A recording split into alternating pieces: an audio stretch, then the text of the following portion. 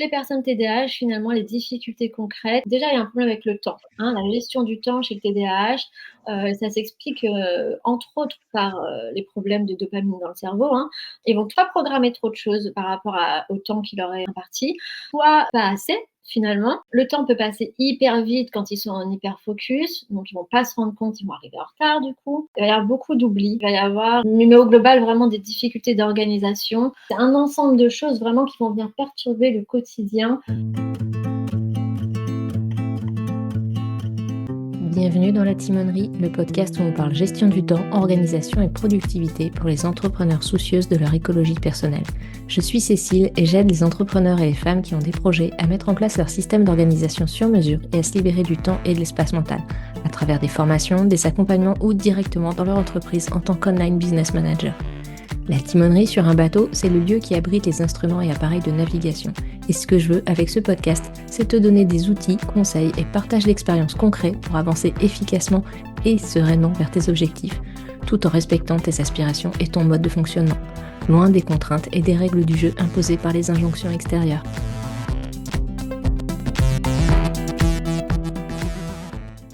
Hello et bienvenue dans cet épisode escale où on va rencontrer Laurine du compte Instagram Je prends soin de mon cerveau. Laurine est neuropsychologue spécialisée en troubles neurodéveloppementaux et ensemble on a parlé de troubles du déficit de l'attention avec ou sans hyperactivité, aussi connu sous l'acronyme TDAH, et de comment ça vient impacter l'organisation et la gestion du temps. Ensemble, on a parlé de ce qu'était le TDAH, comment ça se manifestait, quelle était la frontière entre ce trouble et avoir juste un cerveau qui part dans tous les sens. Quelles étaient les erreurs ou désinformations qui circulent sur ce sujet et quels risques cela fait courir aux personnes qui en souffrent? Quelles sont les difficultés des personnes avec un TDAH en termes d'organisation et comment y pallier?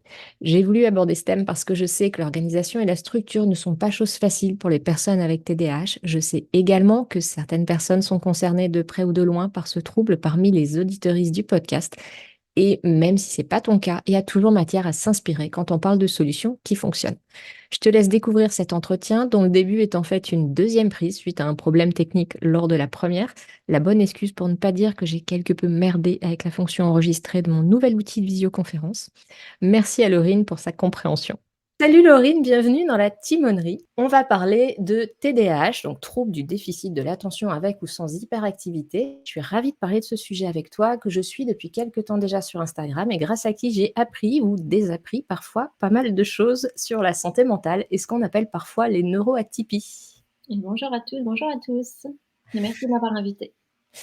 Alors, Laurine, tu as un master en neuropsychologie et neurosciences cognitives. Tu es neuropsychologue spécialisée en troubles neurodéveloppementaux. Tout ça, ça fait plein de neuros. Tu tiens le compte Je prends soin de mon cerveau sur Instagram depuis début 2022, où tu informes sur la santé mentale et la psychologie scientifique, et tu t'attaches à expliquer les problématiques rencontrées dans le dev perso et la mouvance New Age, en débunkant un certain nombre d'infos croisées sur le web autour de ces thématiques-là. As-tu quelque chose à ajouter, préciser ou corriger dans ce que j'ai dit ? Tout était très clair, c'était exactement ça. Je tiens, un compte Instagram, donc Je prends soin de mon cerveau et je m'attache à, donner des informations sur la psychologie scientifique, la neuropsychologie, les neurosciences cognitives puisque j'ai eu la chance de faire, un master dans le domaine. Donc voilà, plutôt pour les posts et en story, c'est plutôt effectivement c'est mélangé, mais je pense que c'est également, beaucoup effectivement d'informations sur, le New Age, et des petits tips sur ce sur quoi il faut faire attention, ouais. Ok. Et comment tu en es venue à communiquer sur Instagram? Alors, j'en suis venue, c'est plein de choses qui, finalement se sont, accumulées au fil des années par des conversations ou des lectures et cetera. Mais disons que le point, final qui m'a fait me lancer, c'est que, j'avais une amie qui était, prof de yoga, qui l'est toujours d'ailleurs, et qui, avait, travaillait dans un centre de bien-être et un jour, elle poste une story où elle dit voilà, cercle de femmes à telle heure, avec thérapeute un tel. Et donc naïvement, j'envoie un message en disant mais est-ce qu'il y a au moins un professionnel en santé mentale qui régit un peu ça? Parce qu'on peut vite dire des bêtises. Heu et puis inventer des choses, parfois en étant sûr de bien faire malheureusement et parfois en étant un peu moins sûr. Et donc ce à quoi elle m'a répondu: «Non, non, il y a personne, entre guillemets de il y a pas de professionnel en santé mentale. De toute façon, le titre de thérapeute, c'est pas réglementé». Donc en gros, elle me l'a pas dit comme ça, mais elle m'a dit: «Elle fait bien ce qu'elle veut cette dame, quoi». Voilà, donc ça m'a un peu énervée, beaucoup. On a eu une discussion un peu houleuse par rapport à ça et puis, voilà, sur un coup de tête, donc vraiment à minuit, un une nuit, je me suis dit: «Allez, il faut que je prenne un peu, les devants et puis que j'informe les gens». Donc, mon premier post, ça a été, sur les titres protégés en santé mentale. Voilà, on a posé les bases et puis après voilà, ça continue jusqu'à aujourd'hui et je pensais pas, intéresser tant de monde, mais merci à tous les gens qui me suivent. Ouais, puis c'est hyper utile, comme quoi de beaux projets naissent sur des coups de tête. Exactement, Il faut écouter ces coups de tête des fois. exactement. Alors du coup, pour en venir au sujet, de notre épisode, c'est quoi un TDAH et comment ça se manifeste? Et sans spoiler la suite, ça concerne qui? Puisque souvent on pense aux enfants hyperactifs, mais je sais que ça concerne aussi des adultes en réalité. Exactement, donc le TDAH, trouble, du déficit de l'attention avec ou sans hyperactivité. Donc c'est quoi? C'est un trouble neurodéveloppemental, qui concerne environ 5 à 6 des enfants et environ 2,5 des adultes. Bon, il y a des études qui pourront aller jusqu'à 15 d'enfants, mais voilà, on retient en tout cas le consensus, c'est 5 à 6 d'enfants, qui présentent ce trouble. Comment ça se manifeste? Principalement donc par un manque d'attention, donc soit sur, une attention soutenue sur le long terme, soit d'attention divisée, donc faire 2 choses en même temps, écouter 2 choses en même temps, on va pouvoir trouver des hyperfocus justement par rapport à ça ou alors le tout combiné. Hem, on peut avoir différents types d'attention qui sont, impactés. Il va aussi y avoir, des problèmes d'organisation, des problèmes d'oubli en général, voilà. Hem, comment ça se manifeste? Ça se manifeste comme ça et puis il faut savoir aussi qu'il y a 3 dimensions au TDAH, hein. Donc on a, la composante à prédominante, on va dire, avec hyperactivité. Donc c'est le fait de ne pas pouvoir tenir en place, c'est le fait de vraiment bouger dans tous les sens et cetera même à l'école. Il va y avoir la dominante, la prédominante inattentive. Donc là, ça va être plutôt des gens qu'on va qualifier d'être dans la lune, qui n'écoutent pas vraiment. Et puis la troisième composante du TDAH, c'est la composante combinée. Donc on a un petit peu, des, critères, de l'hyperactivité. On a un peu, des critères, de l'inattention et puis on mélange un peu tout ça. Voilà. Hem, voilà, voilà. OK. Et du coup, comment, c'est quoi la différence entre, avoir le cerveau qui part dans tous les sens, être, très, très créatif, peu organisé, voire ultra flexible, ne genre ne jamais savoir où on a mis ses clés, pas savoir planifier, ses projets, ce genre de choses et avoir un TDAH? Alors, dans le TDAH, c'est vrai qu'on a souvent le cerveau qui part dans tous les sens. On va commencer une tâche, on va pas la finir parce qu'on va se rappeler qu'on a d'autres choses à faire qui pourraient, venir dynamiser un peu la tâche ennuyante qu'on est en train de faire, par exemple. Ça fait partie du TDAH. Ça peut aussi faire partie, des traits, de personnes, sans TDAH, hein, mais voilà. En général, on retrouve ça. On retrouve des problèmes d'organisation aussi, les oublis, comme je l'ai dit, un peu avant. Être ultra flexible, pardon, bah, ça dépend, parce qu'on entend, de flexible, mais finalement, fondamentalement, la différence entre ces symptômes, et le TDAH, c'est que pour que ce soit qualifié de TDAH, il faut que ça ait un impact, dit fonctionnel. Nous, on dit un impact fonctionnel. Donc c'est un impact sur au moins 2 dimensions de la vie. Au travail, ça vous empêcher de garder un emploi ou de ne pas faire correctement les tâches qui vous sont assignées, ou à l'école, à la maison, dans les relations sociales, et cetera. Donc au moins 2 dimensions de la vie qui sont impactées. Voilà, l'humain, c'est un être complexe, hein, donc tout n'est pas noir ou blanc. On peut tout à fait montrer des signes, liés à un TDAH et ne pas l'être ou avoir un autre trouble qui y ressemble. Moi, je travaille surtout avec les enfants et les adolescents, même si je connais bien le sujet chez les adultes aussi et il y a quand même une quinzaine de diagnostics différentiels, donc qui ressemblent au TDAH et pour lequel il faut avoir un avis médical assez, pointu pour, faire la différence. Mmh. Et du coup, comment savoir si on a un doute, si on se demande: «Tiens, j'ai quelques symptômes, est-ce que je suis juste, un petit peu désorganisée ou je manque un peu d'attention ou est-ce que j'ai un TDAH?»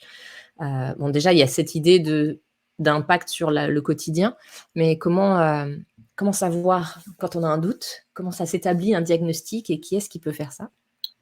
Alors, comment savoir si on a un TDAH? Moi, je vais parler, de la France puisque je sais que c'est, différent, selon les pays et notamment aux États-Unis, mais voilà, il y a la théorie et la pratique. Soyons clairs, en France, seul un médecin pose un diagnostic. Il me semble que la seule exception, c'est pour les orthophonistes avec des troubles du langage oral, mais voilà, sinon les médecins posent, des diagnostics. Donc en théorie, hein, on va commencer par la théorie, si on a un doute, il faut aller chez un pédopsychiatre, pédo pour les enfants, ou un psychiatre à l'âge adulte ou un neuropsychiatre et cetera. Là, la patiente, le patient va faire part de ses doutes. Heu, Normalement, ce qui va se passer, c'est que le ou la pédopsie, psychiatre et cetera, prendra le temps d'investiguer votre demande à l'aide d'une longue anamnèse. Donc une anamnèse, c'est un entretien avec des questions précises, ça va durer longtemps. Sachant que pour les adultes, les symptômes doivent être apparus avant l'âge de 12 ans et que, sauf cas plutôt probant, il faut pouvoir le prouver grâce à des bulletins scolaires de cet âge-là, avant cet âge-là, ou la parole des parents, et cetera. En pratique, encore à ce jour, trouver des psychiatres formés aux troubles neurodéveloppementaux, c'est pas une mince affaire. C'est même difficile. Je préfère prévenir les gens qui veulent entrer dans une démarche de soins diagnostiques. C'est difficile de trouver un psychiatre ou un pédopsychiatre formé aux troubles neurodéveloppementaux. Il y en a même qui ne les reconnaissent pas. Voilà. Donc après, il faut le savoir.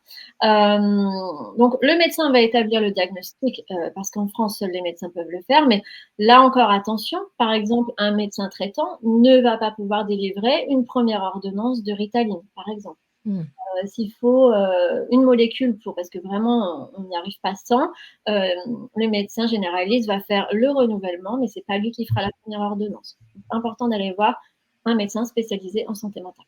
OK. On rappelle que psychiatre, pour ceux qui vraiment, un psychiatre, c'est un docteur spécialisé en santé mentale, donc il a un Voilà. diplôme de médecine, Ouais. alors qu'un ou une psychologue, alors j'ai dit un psychiatre ou une psychiatre, hein, et un ou une psychologue, n'est pas médecin. Voilà, n'est pas médecin, donc nous, on va poser des hypothèses diagnostiques. On va aider, puisqu'on a quand même une formation de 5 ans, qui est équivalente finalement à la formation, si on enlève la formation du médecin généraliste qui est de 7-8 ans, eux vont se former encore pendant 4-5 ans après. C'est équivalent en santé mentale. Par contre, on ne pose pas de diagnostic. On peut faire tout au plus, il y a certains psychologues, neuropsychologues qui vont parler de diagnostic cognitif. Bon, effectivement, c'est notre travail. Moi, j'ai un peu de mal avec le terme diagnostic, mais voilà, ça peut se dire. En tout cas, ce ne sera pas un diagnostic médical. OK. J'aimerais rebondir sur les tests neuropsychologiques, si tu me permets, Vas-y, vas-y, vas-y.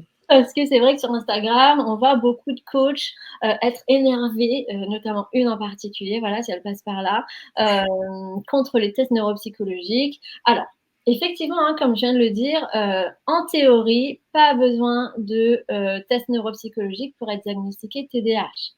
Maintenant, comme je l'ai dit plus haut, l'humain, c'est complexe. C'est pas tout noir ou tout blanc, c'est pas j'ai un TDAH ou pas.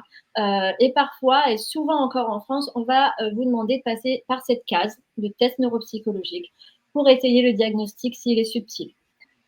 Soit parce que le praticien a besoin d'un avis extérieur d'un professionnel en santé mentale qui s'y connaît bien dans le domaine, parce qu'il hésite entre deux diagnostics, ou etc. Enfin, il y a plein de raisons pour lesquelles il peut demander un diagnostic neuropsy. Enfin, il faut savoir quand même que dans certaines régions de France, sans testing, et là je parle pour les enfants mais aussi pour les adultes, la MDPH, donc la Maison départementale des personnes handicapées, ne donne pas d'aide financière ou humaine sans testing neuropsychologique. Voilà, c'est une particularité, c'est comme ça que ça fonctionne pour le moment. Peut-être qu'un jour ça ira mieux, peut-être que ça va empirer, au contraire. Enfin, empirer, moi je trouve pas que c'est empiré parce que bon, prêcher pour ma paroisse. Après, je travaille en institution, donc je n'ai pas de conflit d'intérêt financier du tout, j'ai pas de cabinet libéral, mais c'est quand même aussi important de pouvoir, sur certains profils qui sont un peu subtils, pouvoir avoir un test neuropsychologique qui va pouvoir étayer le diagnostic. OK. Euh, Je voulais dire encore 2-3 autres choses si tu me Vas-y. permets par rapport à ça. Voilà, donc les gens qui appuient sur le fait qu'il ne faut pas de test neuropsy sans nuance, c'est soit des gens qui voient des gens déjà diagnostiqués et qui ne prennent pas la teneur de la complexité du psychisme humain et du système cognitif humain, soit des médecins généralistes de première ligne, par exemple, qui voient des cas très flagrants et qui ne récupèrent peut-être pas de cas qui sont plus subtils comme on peut avoir en deuxième ligne en France ou dans les centres experts, par exemple, hein, pour tout type de troubles neurodéveloppementaux. Voilà. Mais bon, voilà, principalement, si je dois refaire un point sur les tests neuropsychologiques, c'est vrai que c'est riche dans le sens où on ne peut pas dire à une personne, tu as un TDAH, donc tu fonctionnes comme ça. Bien sûr qu'au global, la personne va avoir un problème d'attention. Maintenant, pour faire passer des testings, puisque dans ma région, d'abord, je suis en deuxième ligne, donc j'ai des profils subtils. Donc, on me demande de passer des tests. Et puis, la MDPH de ma région est assez, serre la vis beaucoup. Mais je vois bien qu'un TDAH n'est pas un autre TDAH. Ce serait très réducteur de dire d'une personne qui est TDAH, tu fonctionnes de cette manière. Au global, elle va fonctionner de cette manière. Maintenant, pour pouvoir avoir une prise en charge adaptée, il faut quand même savoir quel est son problème d'attention spécifique. Est-ce que c'est l'attention soutenue? Est-ce que c'est écouter 2 choses à la fois? Est-ce que c'est écouter et écrire 2 choses à la fois, par exemple, à l'école? Et tout ça, le test neuropsychologique va apporter des éléments et mettre en lumière ça. Et c'est quelque chose qui, si on peut se le permettre en libéral ou en institution où c'est gratuit, les délais d'attente sont un peu longs par contre, c'est vrai que c'est toujours très bien pour la personne pour aider à se connaître. Ça permet de mieux se connaître et du coup de mieux adapter La prise en charge. la prise en charge et puis le quotidien, quoi. Exactement. Ok. Alors, je sais qu'on croise beaucoup d'erreurs, voire de désinformations en ligne, autour notamment du TDAH, pas que, mais bon, on va essayer de se tenir à ce sujet, même s'il y aurait beaucoup à dire sur d'autres troubles. Quelles sont les plus fréquentes? Alors, je sais pas si c'est mon cerveau qui lit et qui s'empresse d'enlever ça, donc tu pourras me donner des exemples un peu concrets après. Mais c'est vrai que j'ai personnellement pas TikTok, donc je m'épargne un peu ça. Mais je crois que la désinformation, elle commence déjà quand on met pas trop de nuances sur, un symptôme entre guillemets. C'est-à-dire que je pense que voilà, si quelqu'un dit oui, si tu oublies tes clés de voiture tous les jours, tu es TDAH, bon, c'est très, très, très réducteur. Tout le monde a des automatismes tels que moi, c'est ma bague, par exemple. Je ne conduis pas, mais j'ai une bague que tous les jours, j'enlève à la maison. Ça m'est déjà arrivé quelques matins de pas l'avoir où elle est censée être posée parce que par automatisme, parce que je pensais à autre chose, je l'ai posée ailleurs et patatras. Bon, ça fait pas de moi quelqu'un qui a un TDAH. Donc je dirais que finalement la désinformation, quelles sont les plus fréquentes? Je ne sais pas s'il y a une désinformation fréquente, mais c'est celle où vraiment on va prendre un trait et dire si tu as ça, tu es TDAH. C'est bien plus complexe que ça. D'ailleurs, il y a une étude qui est sortie début 2023 sur la désinformation sur le TDAH spécifiquement sur TikTok en l'occurrence. Alors là, j'ai les résultats sous les yeux parce que c'est vrai que je l'avais posté en story. Et on voit qu'en fait, il y a au moins 50% d'informations sur TikTok qui sont classées comme étant de la désinformation, 27% comme des expériences personnelles et 21% qui sont classées enfin comme utiles. Donc ça fait quand même pas beaucoup à la fin du compte. Donc faire attention à ça. Voilà, je pense que c'est ça principalement. Je ne sais pas si tu as des exemples, mais en tout cas pour ceux qui veulent, l'étude, elle s'appelle avec mon magnifique accent, TikTok and Attention Deficit Hyperactivity Disorder: A Cross-Sectional Study of Social Media Content Quality. Et c'est je cherche l'auteur, je l'ai quelque part, je vais vous donner ça tout de suite, parce que si vous voulez checker, c'est toujours bien. C'est Anthony Young, Yeung, et collaborateur. Donc voilà, n'hésitez pas à aller checker l'étude, elle est plutôt pas mal. Je mettrai le lien dans la description de l'épisode pour ceux qui veulent. Merci. Bah, moi, ce que je vois, enfin, moi, je vois souvent passer des pubs sur Instagram. Je sais pas pourquoi, je sais pas pourquoi. Peut-être parce que je suis des comptes sur comme le tien et du coup, des fois, on est ciblé, Oui, voilà. oui. Et surtout de coachs ou thérapeutes qui disent pouvoir, enfin, c'est des tests, genre quel genre de TDAH avez-vous et voilà la solution en fonction de tel ou tel profil. Enfin, j'imagine, j'ai jamais pris le test, hein, donc je ne sais pas Ouais. ce qu'il y a derrière. Mais c'est plutôt ça que je vois passer. Ah Ça oui, ou après de la grosse désinformation sur, les médicaments, c'est pas bien, mmh, mmh, point. mmh, mmh. Tu vois? Un peu les médicaments et les TDAH, c'est pas bien, point. Oui, Donc oui, oui, après, voilà, c'est comme tout, il y a des nuances, parfois on n'en aura pas besoin, parfois on en aura besoin, mmh, et puis surtout ce qu'il faut savoir, parce que j'ai déjà eu pas mal de retours là-dessus, c'est qu'il y a plusieurs molécules, disponibles pour le TDAH selon et trouver la bonne posologie et la bonne molécule, ça peut prendre parfois plusieurs semaines, voire plusieurs mois, donc faut pas se décourager par rapport à ça, c'est tout à fait normal parce que chacun est différent et réagit différemment, mmh, selon si besoin médication, bien sûr. ouais. Et une petite question, alors peut-être je suis dans une bulle de filtre, sur internet, mais heu, moi je vois beaucoup passer de contenu sur le HPI, donc haut potentiel intellectuel Ouais. et tous ses dérivés comme le mot multipotentiel que j'ai moi-même utilisé, zèbre ou ce genre de choses. Est-ce qu'il y a un lien, une fois pour toutes, enfin j'ai la réponse à cette question, mais je veux l'entendre, entre TDAH et HPI? OK. Alors est-ce qu'il y a un lien entre TDAH et HPI? Donc pas à ma connaissance, hein. D'ailleurs, toutes les études récentes et répliquées, c'est-à-dire qu'on a pris une première étude, on a fait des résultats sur, est-ce que les HPI sont, plus enclins à avoir des problèmes de santé mentale, que les autres et ces résultats ont été répliqués, ça veut dire qu'on a retrouvé les mêmes conclusions, ce qui est très important. Hem Et en fait, ça va dans le sens que quoi? Ça va dans le sens que les HPI, donc les HPI, si je prends la définition recontextualisons pour tout le monde, Mmh. c'est un, QI, supérieur ou égal à 130, donc qui s'écarte, de 2 écarts types au-dessus de la moyenne. On fait la même chose de l'autre côté, hein, pour les personnes qui ont un trouble du développement intellectuel qu'on appelait, déficience intellectuelle avant. Ça pose problème à personne de ce côté-là. Par contre, ça pose beaucoup de problèmes, de l'autre côté, je ne sais pas pourquoi. En tout cas, si on prend cette définition-là, on sait qu'aujourd'hui, on a tendance à avoir les résultats qui disent que le HPI est un facteur protecteur contre les troubles en santé mentale. Donc il y aura pas plus, de HPI, TDAH ou et cetera. Ça veut dire quoi? Ça veut pas dire qu'à un moment donné, un HPI peut pas avoir un trouble mental type, trouble dépressif caractérisé dans sa vie. Ça ne veut pas dire qu'il ne va pas avoir de TDAH, mais au global, statistiquement, ils sont moins enclins à avoir des troubles de santé mentale. Donc voilà, ça c'est pour la première question. Par contre, on sait que les TDAH sont plus enclins à avoir des troubles dys, des troubles des apprentissages, qu'on appelait avant dyscalculie, dysorthographie, et cetera. Mmh. OK. Multipotentiel. Ouais, je rebondir là-dessus. Alors, pour ma part, ce que je pense, c'est quelque chose qui a été inventé ou repris, notamment par une personne qui est entrepreneuse, française, en tout cas qui vit, pas en France, mais qui parle français. Voilà, pour moi, c'est mon avis personnel, hein, chacun voit midi à sa porte, mais c'est un concept assez malhonnête. En tout cas, si c'est pas malhonnête et qu'elle pense vraiment, qu'elle tient quelque chose et voilà, il y a pas de problème.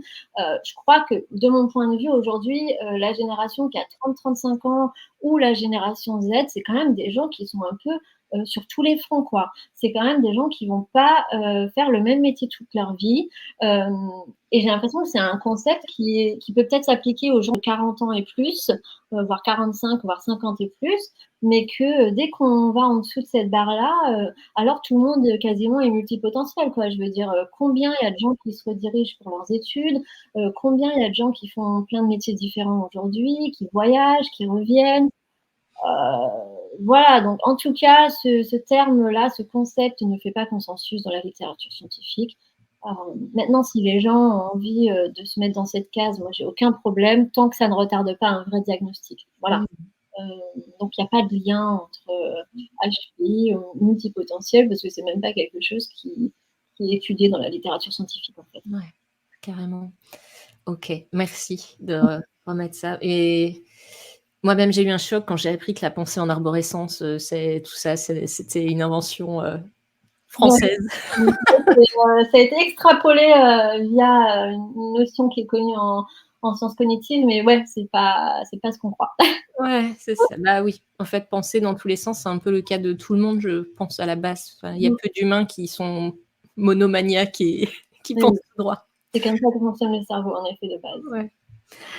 C'est quoi justement, on parlait du risque du mauvais diagnostic, en tout cas ou du retard de diagnostic. Est-ce qu'il y a un risque aussi d'autodiagnostic? Enfin, ouais, c'est quoi le risque de pas aller, de soit passer à côté ou de se donner un mauvais diag ou de s'auto-diagnostiquer TDAH, alors enfin, est-ce qu'il y a un risque? Enfin, j'ai entendu récemment je crois que c'était sur la tronche en biais, que le risque actuel, c'est plutôt de passer à côté de son TDAH que de s'auto-diagnostiquer, enfin, il y a plus de personnes qui passent à côté que de personnes qui s'auto-diagnostiquent en trop, quoi, par erreur. Alors, j'ai pas fait cette vidéo, hein, de la tronche en biais où il est dit qu'on a plus de risques de passer à côté, d'un TDAH que l'inverse, donc je peux pas m'exprimer. OK.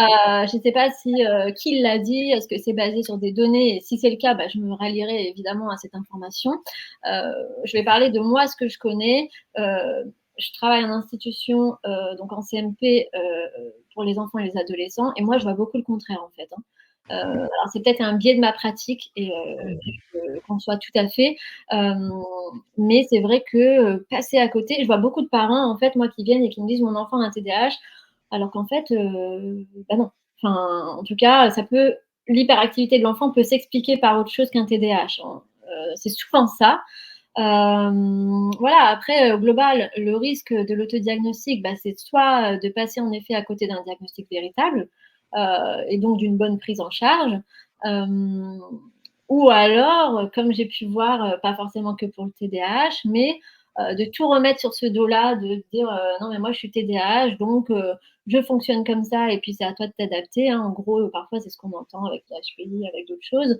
Hem, alors pour autant, parfois, notamment dans l'autisme, c'est vrai que c'est voilà, c'est, la plupart du temps à nous de nous adapter. Maintenant, il faut faire attention de pas, dans le cadre du TDAH, remettre ça sur voilà, moi j'ai un TDAH, je suis autodiagnostiquée, je fonctionne comme ça et du coup, je vais pas faire un travail sur moi-même. Mmh.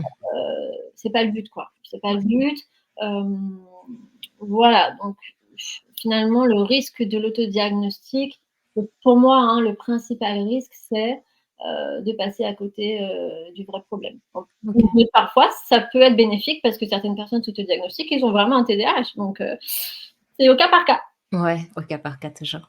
Mmh. OK. Alors maintenant qu'on a remis à plat et débunké un certain nombre de choses, hem, passons au comment on s'organise quand on est TDAH. C'est quoi les difficultés concrètes des personnes avec un TDAH face à la gestion du temps et l'organisation? Si tu as des exemples de comment ça se présente concrètement?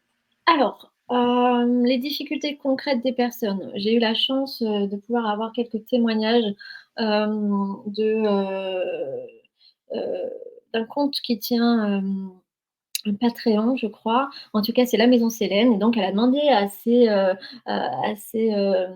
sa communauté, finalement, qui avait un diagnostic, de donner des exemples. Donc voilà, on ne peut pas faire mieux que les personnes concernées. Donc je vais relater quelques petites choses qui m'ont été dites.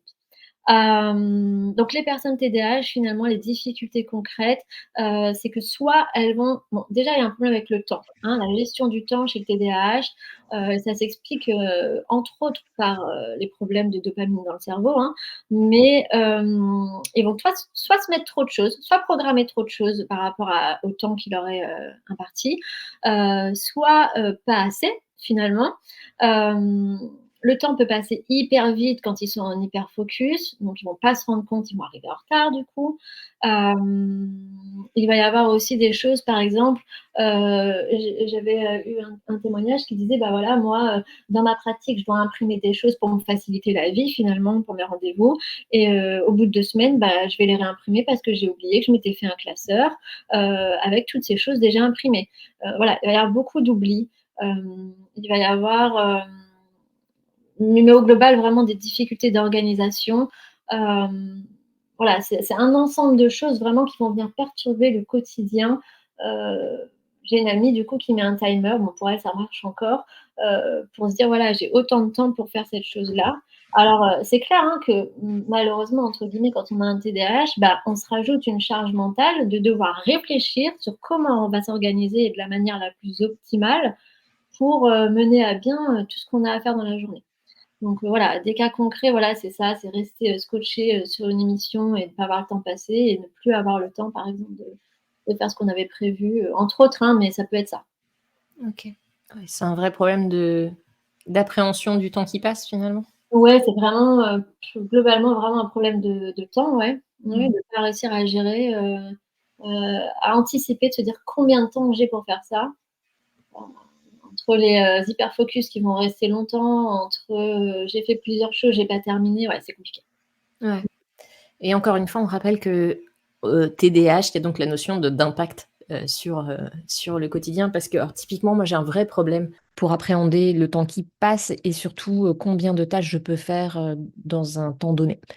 C'est quelque chose sur lequel j'ai beaucoup de difficultés et pourtant j'ai pas un TDAH.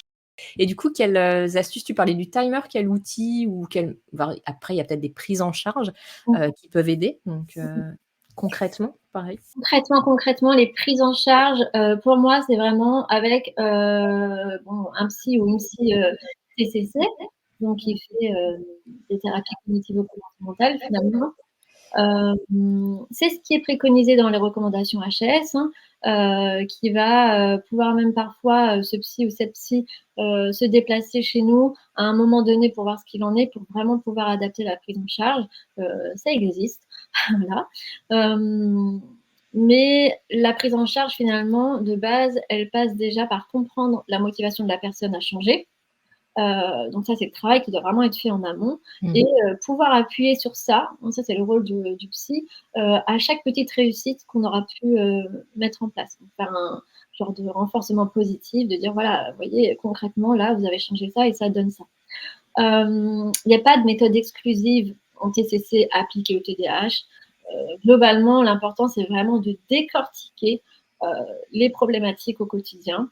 Hem, donc ça va passer par plein de choses, mettre un planning en place. OK, aujourd'hui, j'ai eu du mal à faire ça. À quel moment? Pourquoi? Et vraiment essayer de pallier à ces choses, petit à petit, hein, ça va pas se faire du jour au lendemain. Voilà. Après évidemment, il y a une prise en charge médicamenteuse aussi, hein, qui est, une béquille merveilleuse pour certaines personnes. Bah, comme je l'avais dit, une fois que la posologie, la bonne molécule est trouvée, hein.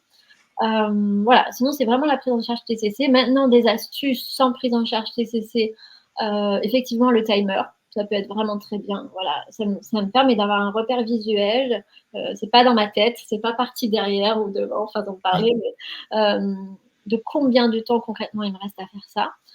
Une ardoise aussi où je dois noter les choses, ça permet déjà de ne pas perdre le papier, si tant est qu'on a une ardoise, on l'a accrochée quelque part. Et puis surtout, j'ai envie de dire, surtout des choses qui nous plaisent. Même si c'est une ardoise, bon, bah, est-ce qu'on peut faire quelque chose de cette ardoise pour qu'elle nous plaise, pour qu'on ait envie d'y aller tous les jours? Parce que, voilà, c'est pas évident. À un moment, on va prendre de mauvaises habitudes, entre guillemets, même qui n'en sont pas, mais un fonctionnement interne, il y a un trouble. Mais voilà, ça va revenir au galop. Qu'est-ce que je peux faire pour m'y remettre finalement? Mmh. Voilà, les rechutes, c'est normal, hein, on a fonctionné X années comme ça, on a un trouble et même pour ceux qui ont pas un TDAH, mais qui ont des problèmes d'organisation, vous avez fonctionné comme ça toute votre vie. Voilà, un rappel, chez le psy, si vous avez fait une prise en charge de 10 séances, admettons, et que, au bout de 6 mois, vous voyez que vous avez une rechute, ce qui est tout à fait normal, et ben, on reprend 1 ou 2 séances pour se remettre un petit coup, de boost avec le psy et voilà, c'est nécessaire et c'est normal. OK, OK. Oui, le timer, j'allais dire, je pourrais mettre en lien, mais c'est pas sûr q mais c'est les timers visuels, là, où on voit le temps. J'avais ça pour mes enfants quand ils étaient petits et qu'ils avaient pas encore notion des chiffres, Oui, qui un timer rond où on voit, alors moi, il était rose et blanc et en rose, il y avait le temps qui reste et qui, du coup, cette partie réduit, réduit, réduit et du coup, on voit vraiment ouais, le visuellement, on voit ce qui nous reste, c'est ça, on voit ce exactement. qui nous reste, ouais. Mmh mh. Les timers, ça c'est vrai que ça marche bien visuellement et finalement, oui, mettre un bout de son l'ardoise ou un bout de son cerveau en dehors quoi, en fait, avoir un endroit qui peut venir pallier, prendre C'est un peu exact le relais. Ouais, pallier, c'est le bon mot, c'est, des systèmes palliatifs qu'on met, On peut pas reprogrammer notre cerveau, hein. On peut l'améliorer un petit peu, mais le reprogrammer non. Et donc voilà, les systèmes palliatifs comme ça externes sont indispensables, je pense, dans Ouais, la prise en charge du TDAH. ouais. Les alarmes, j'imagine, pour ceux qui hyper focus sur quelque chose, se Des mettre alarmes, moi oui, je l'ai pas dit, mais j'y avais pensé effectivement. Avec le téléphone, on a quand même la chance aujourd'hui d'avoir un outil, à portée de main, où on peut noter sur l'alarme, qu'est-ce qu'on doit faire, et voilà, autant l'utiliser vraiment à bon escient. ouais.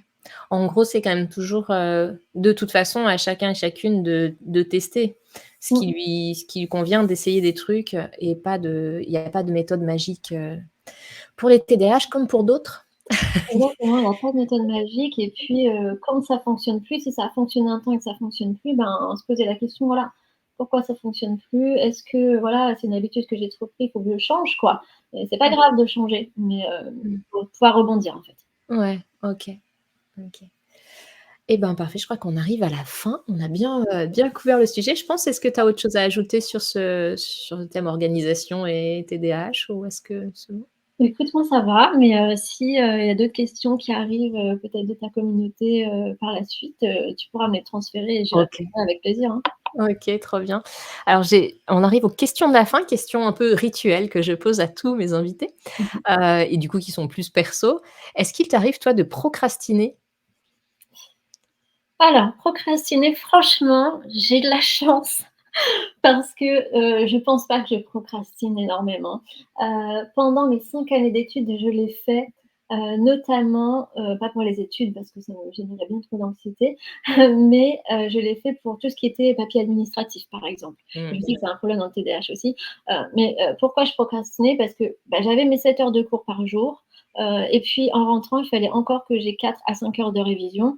Hem voilà, j'avais pas le temps, c'était pas ma priorité, donc j'ai procrastiné beaucoup par rapport à ça, mais je vois que, voilà, maintenant que je retrouve un rythme avec le travail beaucoup plus «soft» entre guillemets, hem, je procrastine plus là-dessus. Je fais mes papiers en temps et en heure.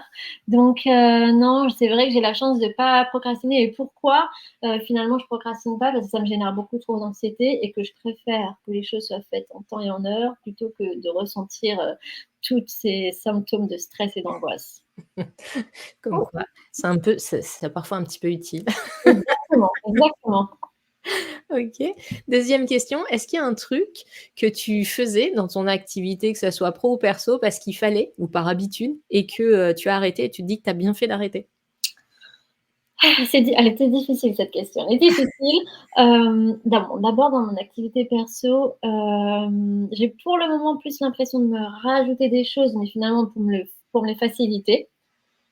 Donc on n'y est pas encore à avoir arrêté de faire, certaines choses. Dans la vie, moi j'ai travaillé un petit peu avant de reprendre mes études, et finalement, est-ce que, la «bonne réponse» entre guillemets pour moi, ce serait pas de dire, j'ai décidé d'arrêter de faire un travail qui ne me convenait pas, finalement «alimentaire» entre guillemets, pour, faire quelque chose qui me convenait mieux. Voilà, il fallait le faire, il faut travailler de toute façon, ça c'est clair. Et j'ai la chance, c'est un privilège, hein, j'en conçois d'avoir pu reprendre mes études pendant 5 ans en plus. Hem, donc ouais, je pense que la réponse pour moi c'est ça, d'avoir arrêté de faire un travail alimentaire, mais c'était dur comme question. J'avoue, mais trop bien, j'adore la réponse. Non, ouais. C'est quoi ton péché mignon en matière de temps ou de productivité? C'est-à-dire le truc sur lequel tu vas passer du temps, mais juste pour le plaisir, même si ça n'apporte rien d'autre, tu vois? Tu deviens pas plus riche, plus intelligente, plus en forme, plus rien, juste c'est pour le plaisir. Alors, clairement Netflix. Ouais, Pardon, je fais de la pub pour, mais en tout cas les plateformes de pas grave. streaming. Hem, Moi j'ai travaillé toute la semaine comme tout le monde en général, et bon effectivement ce week-end j'ai des travaux, j'ai un week-end de 4 jours, j'en profite pour faire de la déco, mais sinon moi le week-end c'est fait pour se reposer quoi. Donc Netflix vraiment, ça m'apporte, je regarde pas forcément des documentaires, pour apprendre des choses, parfois oui, mais souvent non. Mais sinon, c'est vrai que j'avais posé la question à une copine, elle m'avait dit: «Bah, ton Instagram, en fait». C'est vrai que j'y avais pas pensé, mais je prends soin de mon cerveau, il est totalement fait pour être gratuit, ne rien m'apporter entre guillemets, en tout cas pas financier. La satisfaction effectivement de pouvoir donner de l'information, fiable, mais voilà, en tout cas ça me rend pas plus riche, et pas plus en forme non plus, enfin voilà. Trop bien. Est-ce que tu as un outil à nous conseiller pour l'organisation ou la gestion du temps? Un outil que tu utilises toi? Bon, j'utilise pas d'outils, le seul outil que j'utilise, c'est vraiment la bonne vieille checklist. Ouais. Pour moi, hein, rien de OK. tel qu'une bonne vieille checklist, le matin j'arrive au travail, j'ai ça, ça, ça à faire. Les réveils sur le téléphone, comme on le disait tout à l'heure, c'est pas mal aussi. Mais c'est vrai que je trouve que c'est important de pouvoir avoir du visuel, même pour les gens qui n'ont pas de problème d'organisation outre mesure, parce que ça nous permet quand même de voir: «Ah bah voilà, aujourd'hui j'avais 8 choses à faire et j'en ai fait, 4 peut-être, bah, j'ai déjà fait la moitié quand même». Je le visualise, je le visualise, c'est bien, j'en ai fait 4. Et les jours où j'ai moins été «productive» entre guillemets, bah, pourquoi j'en ai fait que 2? Des fois, c'est pas inhérent à ma personne. Malheureusement, j'ai aussi des imprévus au travail. Voilà, il faut pas se blâmer, hein. Parfois, c'est pas que de notre ressort. Voilà, mais sinon, je sais qu'il y a Studynt, qui, parle souvent de l'application Notion, donc bah, Notion quoi en Ouais, français, ouais. Notion. C'est mon chouchou. Ah bah, voilà, bah, tu pourras peut-être mieux en parler que moi parce que je l'utilise pas, mais je sais qu'elle en fait beaucoup la «promotion» entre guillemets. Et pareil pour les voyages, le quotidien, les Ouais. projets, il y a un tableau de bord à Tu faire, peux créer. tout faire sur Notion, ouais, c'est extraordinaire. Donc voilà, peut-être, cette application. OK. Bah, merci beaucoup. Est-ce que tu as un dernier mot, quelque chose à ajouter?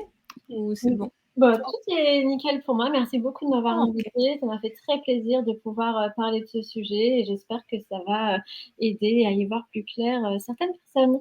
Bah, ouais, j'espère aussi. Bah, je mettrai le lien de ton Instagram, sous la vidéo, sous le podcast, Mmh. en description, pour aller, te retrouver, te suivre et il y a plein de posts sur le TDAH, notamment, pas que, mais notamment si vous voulez en savoir plus et avoir un peu plus d'infos, notamment si vous avez un doute sur votre cas, vous qui nous écoutez.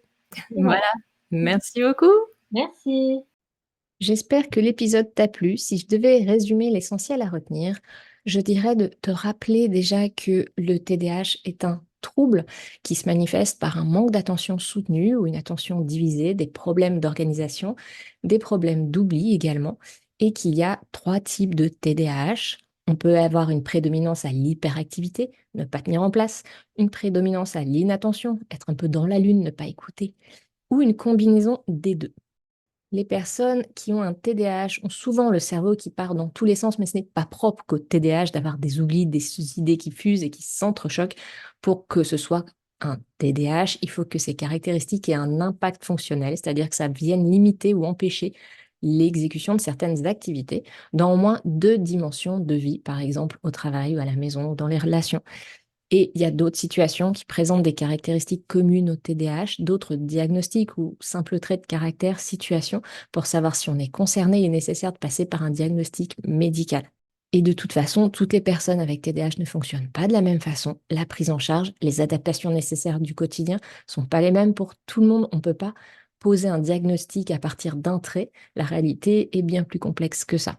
Les difficultés concrètes des personnes avec TDAH face à l'organisation et l'appréhension du temps qui passe, c'est par exemple se mettre trop de choses par rapport au temps imparti ou au contraire ne pas en mettre assez, ne pas voir le temps passer, surtout quand on est en hyper focus sur quelque chose, avoir beaucoup d'oublis, y compris oublier parfois qu'on a déjà fait quelque chose et du coup le refaire, avoir de grosses difficultés d'organisation et bien sûr, tout ça, ça fait qu'on est obligé de réfléchir à comment on doit s'organiser pour mener à bien les projets. Donc, ça ajoute une charge mentale d'organisation.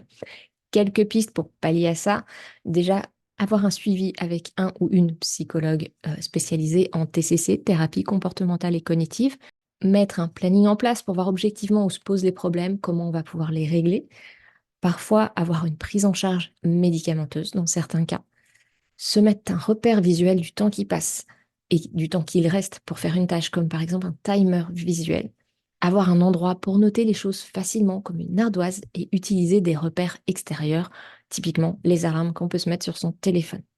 Laurine avait dit dans la version 1, comme je te disais, j'ai un petit peu merdé à l'enregistrement et elle n'a pas repris sur la version 2, donc je te le redis de sa part. On peut avoir un fonctionnement de type TDAH, mais pas de diagnostic parce qu'on coche pas tous les critères et on peut se faire aider quand même, en fait. Et même si on n'est pas TDAH, encore une fois, tout ce qui fonctionne pour les TDAH peut être à tester, y compris la thérapie avec un ou une psychologue. Merci encore à Laurine pour cet échange. Tu peux la retrouver sur son compte Instagram Je prends soin de mon cerveau, dont le lien est en description de l'épisode.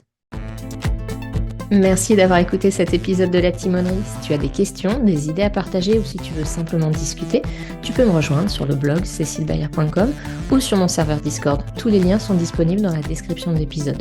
N'oublie pas de t'abonner sur ta plateforme d'écoute préférée si ce n'est pas déjà fait et laisse-moi une note ou un commentaire. Ton retour est essentiel pour améliorer le podcast et le faire connaître.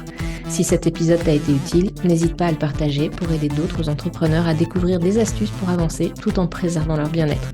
Prends soin de ton temps, il est précieux et je te dis à très bientôt pour de nouveaux partages dans la timonerie.